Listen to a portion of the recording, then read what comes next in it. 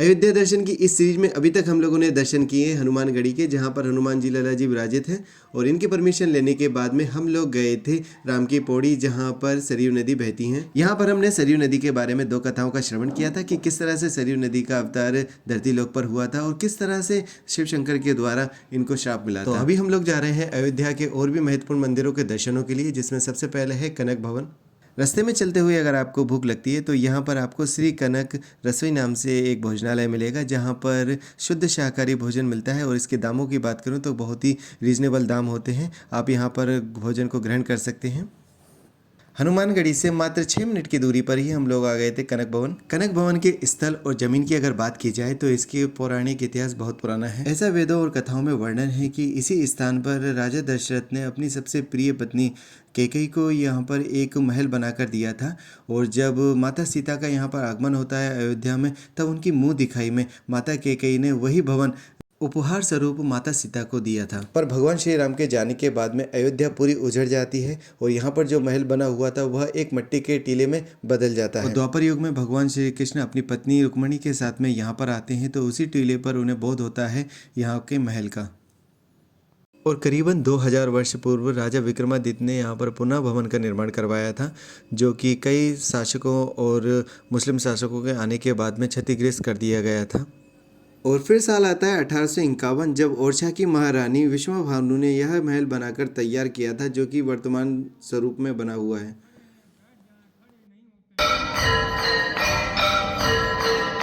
यहाँ पर मैं करीबन 12:30 बजे के लगभग आया था, जब यहाँ पर आरती प्रारंभ हो रही थी, तो मुझे आरती में शामिल होने का भी सौभाग्य मिला। और यहाँ पर आरती के कुछ नियम अलग हैं। यहाँ पर खड़े होकर आरती नहीं की जाती है, ना ही यहाँ पर कोई भी प्रसाद अर्पण किया जाता है।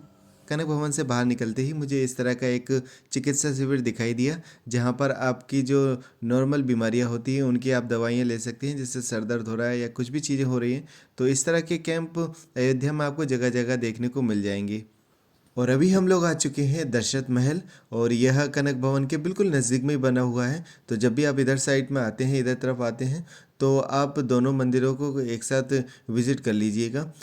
दशरथ महल ऐसा बताते हैं कि उसी समय काल में बना हुआ है जब कनक भवन को बनवाया गया था। तो हो सकता है कि इसको भी ओरछा की जो महारानी थी उन्हीं ने बनवाया होगा, क्योंकि यहाँ पर मुझे सही जानकारी नहीं मिल पाई थी। यहाँ पे जो लोकल के थे उनसे भी मैंने संपर्क किया, उनसे भी जानना चाहा कि इस महल को किसने बनवाया था और कब बनवाया था, तो मुझे सही आंसर नहीं मिल पाया था, इसीलिए मैं क्षमा चाहूँगा। पर ये लगभग 350 साल पुराना ही है। तो दशरथ महल में ये हमें छोटे से हनुमान जी महाराज मिल गए थे, जो कि आंगन में खेल रहे थे। तो दशरथ भवन में कोई भी दशरथ जी की मूर्ति नहीं है। यहाँ पर श्री राम और उनके भाइयों की मूर्तियाँ हैं, तो उनके आप बाल स्वरूप में यहाँ पर दर्शन कर सकते हैं।